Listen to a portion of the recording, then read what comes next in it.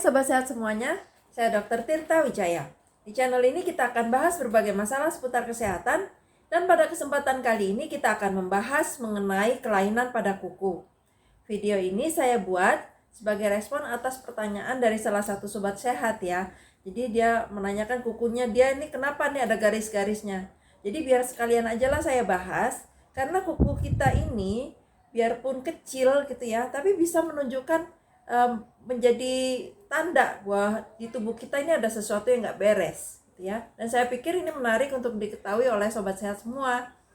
Untuk sobat sehat yang baru pertama kali di channel ini dan suka dengan info-info semacam ini, bisa silakan join, subscribe di channel ini, lalu aktifkan notifikasinya. Jadi klik notification buttonnya yang gambar lonceng, supaya setiap kali saya upload video baru nanti bisa dapat infonya. Oke, kita masuk bahasannya ya. Jadi kelainan kuku itu kita bagi dua dulu ya biar gampang. Kelainan bentuk dan yang satunya kelainan warna. Kalau kelainan bentuk itu yang sering itu yang clubbing. Jadi kukunya, kalau kuku kan biasanya begini ya bentuknya, makin lama makin kecil. Kalau clubbing itu dia membesar di sininya, di ujungnya itu ya. Kukunya juga ikut membesar. Nah, biasanya kelainan yang clubbing ini disebabkan oleh kelainan jantung sih, yang sering ya. Terus ada juga kelainan paru, misalnya karena PPOK. PPOK itu penyakit paru yang parunya itu mengalami pertukaran udaranya mengalami gangguan lah istilahnya. Jadi clubbing ini rata-rata disebabkan karena tubuh kita tidak mendapatkan cukup oksigen, terutama yang di ujung-ujung ya, karena ini kan udah istilahnya bagian akhir gitu ya, yang organ yang utama itu kan otak, jantung gitu ya. Sedangkan ujung-ujung jari ini istilahnya dapat syukur nggak dapat ya udah gitu. Makanya jadi dia mengalami perubahan bentuk setelah beberapa waktu gitu ya. Nah, terus kalau yang agak jarang itu yang kukunya jadi bintik-bintik, kayak ada sumurnya kecil-kecil gitu ya, seperti kulit jeruk itu kan ada lubang-lubang pori-porinya. Nah, itu biasanya terjadi pada mereka yang menderita psoriasis, terus yang mengalami kerontokan rambut ya, alopecia gitu ya. Itu tuh bisa. Terus ada juga kukunya itu menjadi bentuknya, kan kalau kuku lengkung seperti ini ya. Nah, kalau yang satunya lagi yang nggak normal itu dia lengkungnya ke atas gitu, jadi kayak seperti sendok gitu ya. Nah, kalau kuku seperti sendok itu bisa karena dia karena trauma gitu ya, maksudnya terjadi cedera gitu ya. Bisa juga karena anemia, kekurangan zat besi itu bisa. Terus bisa karena lupus, sistemik lupus itu juga bisa, jadi kukunya seperti sendok. Atau kalau kuku yang terangkat, jadi nail bednya ini bantalan kukunya ini terpisah dengan kuku. Yang paling sering itu adalah karena cedera, misalnya jempol kaki gitu ya, kena meja gitu, terus ya begitulah, itu yang paling sering ya. Itu sih tahu lah ya. Terus misalnya karena gangguan dari jaringan ikat, kan mestinya kuku ini nempel. Nah, kalau jaringan ikat kita yang nggak sehat, dia nggak bisa ngikat, jadinya istilahnya nggak bisa ngikat, lepas deh kukunya dari bantalannya gitu ya.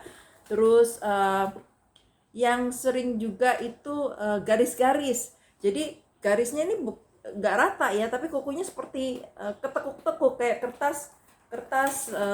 Kalau kertas rata gitu ya, kalau ini kukunya seperti bekas ketekuk begitu loh ya. Jadi ngikutin garis ini horizontal gitu ya. Nah, itu biasanya ini lumayan sering. Jadi kalau kita mengalami sakit ya, sakit yang seluruh, misalnya panas tinggi seluruh badan, atau kekurangan gizi, atau pokoknya penyakit yang sistemik lah gitu ya, yang parah, yang bisa mengganggu penyerapan nutrisi, atau kebutuhannya jadi meningkat banyak, Itu tuh bisa menyebabkan gangguan, menyebabkan kuku kita seperti ketekuk-tekuk, ada garis-garisnya gitu ya. Atau bisa juga karena penyakit autoimun. Jadi penyakit autoimun ini dia menyerang sel-sel kulit, sel-sel mukosa, kuku juga bisa kena gitu ya. Nah, itu adalah kelainan-kelainan bentuk kuku yang lumayan sering terjadi ya.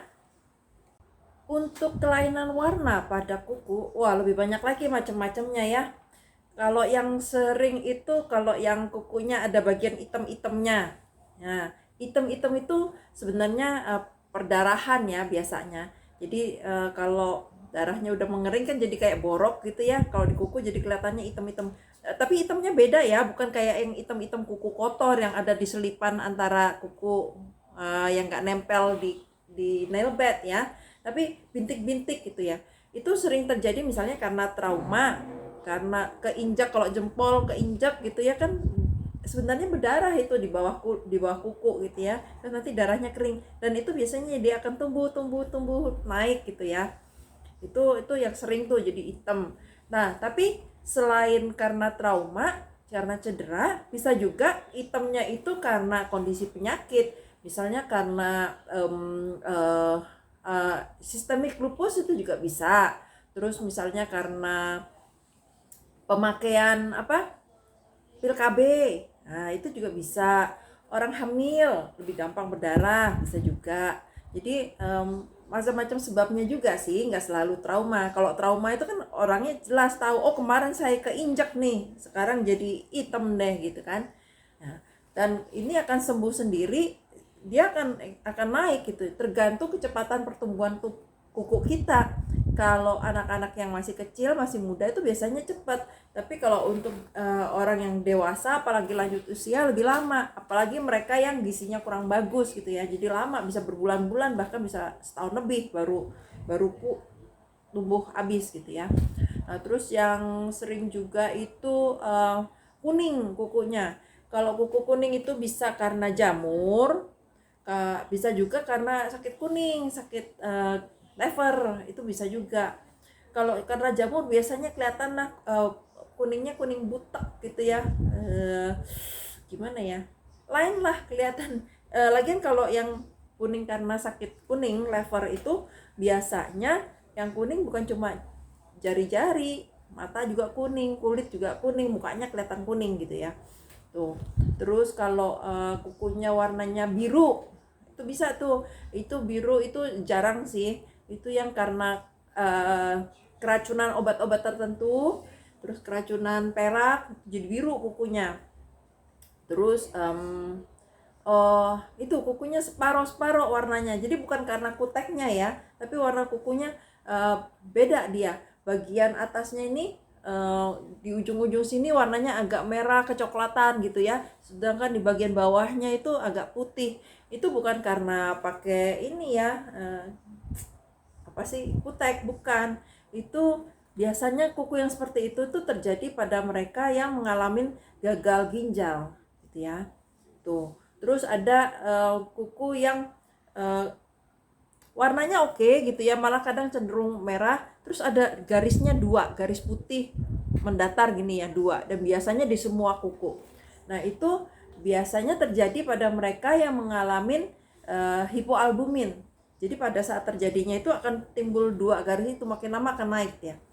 Nah, garis dua ini sering kesaru dengan kondisi lain yang sama, garis putih juga. Nah, tapi garis putihnya ini bisa cuma satu, bisa dua, bisa tiga, bisa empat gitu ya, bisa bergaris-garis gitu ya. Nah, kalau yang garis putih yang bergaris-garis itu bisa karena keracunan arsenik. Jadi pada saat terjadi keracunan arsenik dia timbul garis putih. Keracunan lagi timbul lagi. Jadi di situ bisa kelihatan. Terus bisa karena gagal jantung.